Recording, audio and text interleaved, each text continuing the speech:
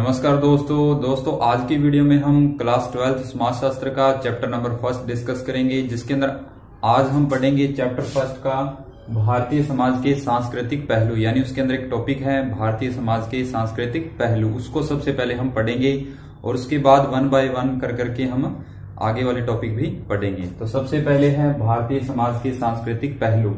तो देखिए, भारतीय समाज के जो सांस्कृतिक पहलू है वो निम्नलिखित हैं। यानी भारतीय समाज में कौन कौन से ऐसे पहलू हैं जो उसकी संस्कृति को, उसकी विरासत की जो धरोहर है उसको बढ़ाते हैं। तो देखिए, निम्नलिखित हैं। सबसे पहले क्या है? धर्म। फिर क्या है? विवाह। फिर है नातेदारी, थर्ड पॉइंट है। फिर फोर्थ पे है परंपराएं। नंबर 5 पे है कर्म तथा पुनर्जन्म। नंबर 6 पे है पुरुषार्थ और नंबर 7 पे है संस्कार। यानी कि ये जो 7 के 7 टॉपिक हैं, 7 के 7 जो पॉइंट हैं, ये भारतीय संस्कृति के सांस्कृतिक पहलू के अंतर्गत आते हैं। और आज की इस वीडियो में हम धर्म, विवाह और नातेदारी 3 टॉपिक्स को डिस्कस करेंगे। तो सबसे पहले क्या है? धर्म। भारतीय समाज में विभिन्न धर्मों, संप्रदायों, भाषाओं के लोग निवास करते हैं। यानी कि जो भारत का समाज है उसमें हम क्या पाते हैं कि विभिन्न धर्मों के लोग रहते हैं, विभिन्न संप्रदायों से अलग अलग सभी के संप्रदाय हैं, यानी कि धर्म हैं, और उनकी भाषाएं भी अलग अलग हैं। फिर देखिए, हिंदू धर्म, जिसे हम सनातन धर्म भी कहते हैं, को मानने वाले लोग यहाँ बहुसंख्यक है। यानी कि भारतीय समाज के अंदर जो हिंदू धर्म है उसके लोग बहुत ज्यादा है, बहुत ज्यादा संख्या में है। बहुसंख्यक का मतलब बहुत ज्यादा संख्या में है। जबकि मुस्लिम है, ईसाई है, जैन है, बौद्ध है, सिख है, आदि अल्पसंख्यक है। यानी आदि की जो संख्या है वो बहुत कम है। सबसे ज्यादा किस धर्म की संख्या है? हिंदू धर्म की। और बाकी जितने भी धर्म हैं उनकी संख्या, उनके लोग बहुत कम है। उसके बाद देखिए, सन 1957 में सुप्रीम कोर्ट ने, यानी कि उच्चतम न्यायालय ने, सुप्रीम कोर्ट ने केरल के शिक्षक विधेयक, यानी कि केरल का एक मामला है, इसका टीचर एक्ट का, यानी शिक्षक विधेयक का एक मामला था, जिसके अंतर्गत उन्होंने ये कहा कि अल्पसंख्यक समूह है उस समूह को माना जिसकी संख्या राज्य में 50% से कम है। यानी एक मामला है जो कि केरल से रिलेटेड था, और किससे रिलेटेड? शिक्षक विधेयक से रिलेटेड था, जिसके अंदर सुप्रीम कोर्ट ने ये कहा कि अल्पसंख्यक उसे कहा जाएगा, यानी कि अल्पसंख्यक जिनकी संख्या बहुत कम है। तो अल्पसंख्यक समूह है उसको माना जिसकी संख्या राज्य के अंदर 50% से कम है। यानी जिन लोगों की संख्या 50% से कम है वो लोग अल्पसंख्यक के अंतर्गत आएंगे। ये किसने कहा था? सन 1957 में सुप्रीम कोर्ट ने केरल के एक मामले में कहा था। फिर देखिए, भारतीय समाज में संयुक्त परिवार, आप जानते हैं कि समाज के अंदर संयुक्त परिवार की प्रथाएं हैं, रीति रिवाज हैं, लोग एक साथ मिलकर के रहते हैं। संयुक्त परिवार में सभी शामिल होते हैं, परिवार के सभी सदस्य। अब एकल परिवार की ओर अग्रसर हो रहे हैं। यानी कि धीरे धीरे जो संयुक्त परिवार हैं वो एकल परिवार की ओर कन्वर्ट हो रहे हैं। यानी कि संयुक्त परिवार की जो प्रथा है वो एकल परिवार में बदल रही है। लोग अब अकेले रहना ज्यादा पसंद करते हैं संयुक्त परिवार की बजाय। तो ये था धर्म, यानी भारतीय समाज के अंदर धर्म क्या क्या है और धर्म के कौन कौन से लोग कितनी संख्या में हैं। इसके बाद है नेक्स्ट टॉपिक हमारा विवाह। फिर देखिए, हमारा नेक्स्ट पॉइंट है पॉइंट नंबर 2, विवाह। परिवार की आधारशिला है। यानी विवाह जो है वो परिवार की आधारशिला है। मेन जो परिवार का स्तंभ है, आधारशिला है, वो विवाह है। विवाह के माध्यम से ही व्यक्ति गृहस्थ आश्रम में प्रवेश करता है। यानी गृहस्थी में प्रवेश किसके माध्यम से करता है? विवाह के माध्यम से। ठीक है। उसके बाद देखिए, मनु ऋषि जो थे उनका एक कथन है कि जैसे सब प्राणी प्राणवायु के सहारे जीवित रहते हैं, वैसे ही संपूर्ण समाज जो है वो गृहस्थ आश्रम से जीवन प्राप्त करता है। यानी जिस प्रकार से संपूर्ण जो जीवन है वो प्राणवायु के सहारे जीवित है, उसी प्रकार से एक व्यक्ति की जो असली जीवन का सार है वो किससे प्राप्त होता है? गृहस्थ आश्रम में। यानी जब वो गृहस्थ आश्रम में प्रवेश करता है व्यक्ति, तब उसके जीवन का जो असली महत्व है उसको पता लगता है। मेन गृहस्थ आश्रम से उसका जीवन पूर्ण बनता है।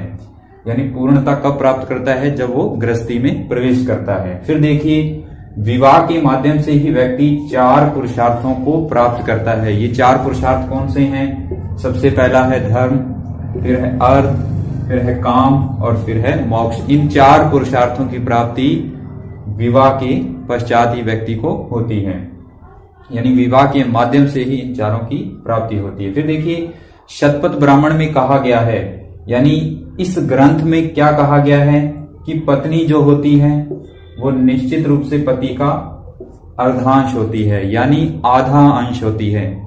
पत्नी पति का आधा अंश होती है। आपने भगवान शिव की प्रतिमा को देखा होगा जिसमें एक तरफ भगवान शिव और दूसरी तरफ पार्वती जो थी, दोनों की प्रतिमा को दिखाया गया, यानी एक साथ महिला और पुरुष को दिखाया गया। तो यानी ये कहा जाता है कि पत्नी जो होती है वो पुरुष का आधा अंश मानी जाती है।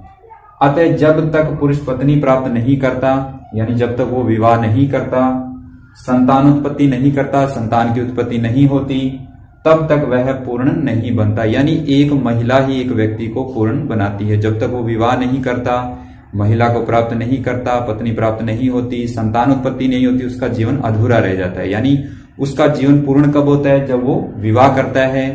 फिर देखिए इसके बाद है कि वेद आदेश देते हैं कि पुरुष को अपनी पत्नी के साथ धार्मिक कार्य संपन्न करने चाहिए। यानी वेदों में ये लिखा हुआ है कि एक पुरुष को अपनी पत्नी के साथ जितने भी धार्मिक कार्य हैं उनको संपन्न करना चाहिए। और पत्नी इन्हीं धार्मिक कार्यों के कारण ही धर्म पत्नी के रूप में जानी जाती है, क्योंकि वो अपने पति के साथ सभी धार्मिक कार्यों को संपन्न करती है। इसलिए उसे हम धर्म पत्नी के रूप में कहते हैं, यानी उसे धर्म पत्नी कहा जाता है। तो ये है यानी कि हिंदू विवाह। और आप जानते हैं हिंदुओं में बहुत सारे रीति रिवाज, पुरानी प्रथाएं भी होती है। और आपको पता है भी 7 जन्मों तक का जो साथ होता है वो सारे हिंदू रिवाजों के अंतर्गत आता है। 7 फेरे होते हैं। तो ये हिंदू रीति रिवाजों के अनुसार ये सारी बातें हैं। फिर देखिए मुस्लिम धर्म, मुस्लिम कानून के अनुसार विवाह जो होता है वो एक बिना शर्त का समझौता होता है, यानी उसके अंदर एक एग्रीमेंट होता है, एक समझौता होता है जो कि एक अस्थायी होता है, कुछ समय के लिए भी हो सकता है।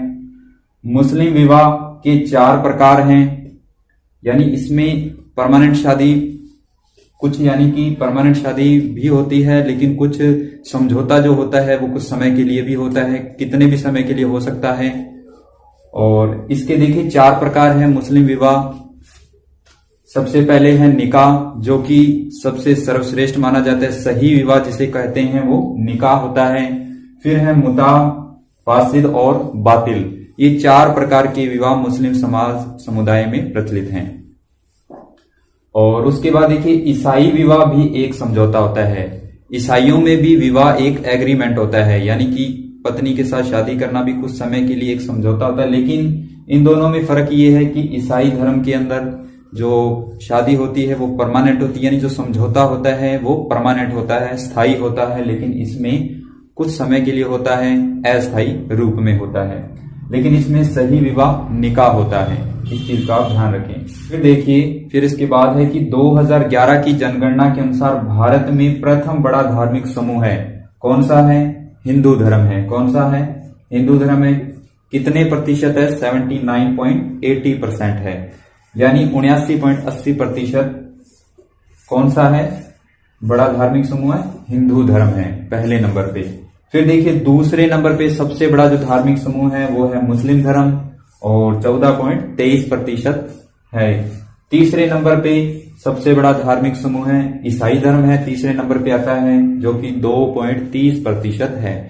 चौथे नंबर पे सिख धर्म आएगा, 0.70% है। उसके बाद बौद्ध धर्म आता है, फिर जैन धर्म, फिर पारसी धर्म, फिर अन्य धर्म। इस प्रकार से इनके ये क्रम है, यानी कि 2011 की जनगणना के अनुसार सबसे बड़ा जो धार्मिक समूह है भारत के अंदर वो हिंदू धर्म है पहले नंबर पे, दूसरे पे मुस्लिम समुदाय, तीसरे पे ईसाई धर्म है। तो ये है विवाह, और विवाह के अंदर इतना ही है। फिर देखिए इसके बाद है नेक्स्ट टॉपिक नातेदारी, यानी कि रिलेशन, जैसे कि रक्त से संबंधित, विवाह से संबंधित और दत्तकता से, यानी कि पीढ़ी दर पीढ़ी जो हमारे रिलेशन है, हमारी जो नातेदारी व्यवस्था है वो किस पे आधारित है? रक्त पे आधारित, उसके बाद विवाह से नातेदारी व्यवस्था बनती है, और उसके बाद पीढ़ी दर पीढ़ी जो नातेदारी व्यवस्था है वो चली आ रही है। तो नातेदारी व्यवस्था इन पे आधारित होती है।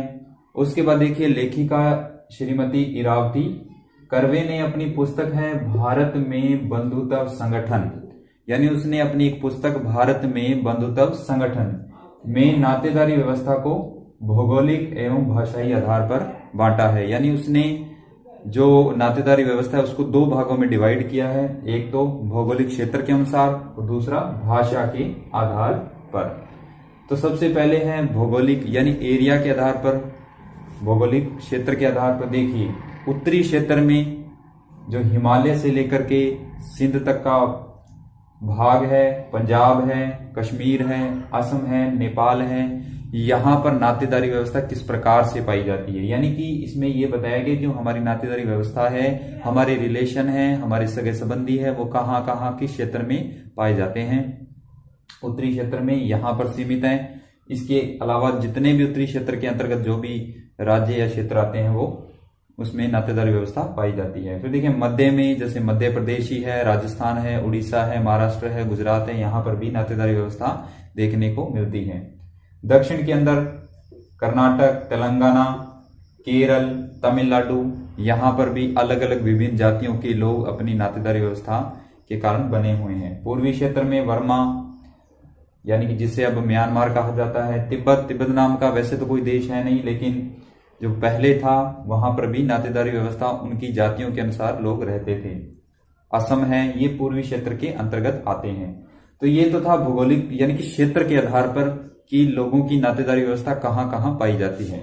फिर देखिए, भाषा के आधार पे, यानी कि उन लोगों की भाषा क्या है और यानी कि उनकी जो नातेदारी व्यवस्था बनेगी उनकी भाषाएं किस प्रकार की। तो देखिए, सबसे पहले कौन सा परिवार है, भारोपीय परिवार, भारत प्लस यूरोप, जिसके अंदर पंजाबी भाषा के लोग, सिंधी, बिहारी, हिंदी, राजस्थानी, मराठी, कोंकणी, तमिल, कन्नड़, इस भाषा के जो लोग हैं उनकी जो नातेदारी व्यवस्था है वो इन क्षेत्रों में पाई जाती है।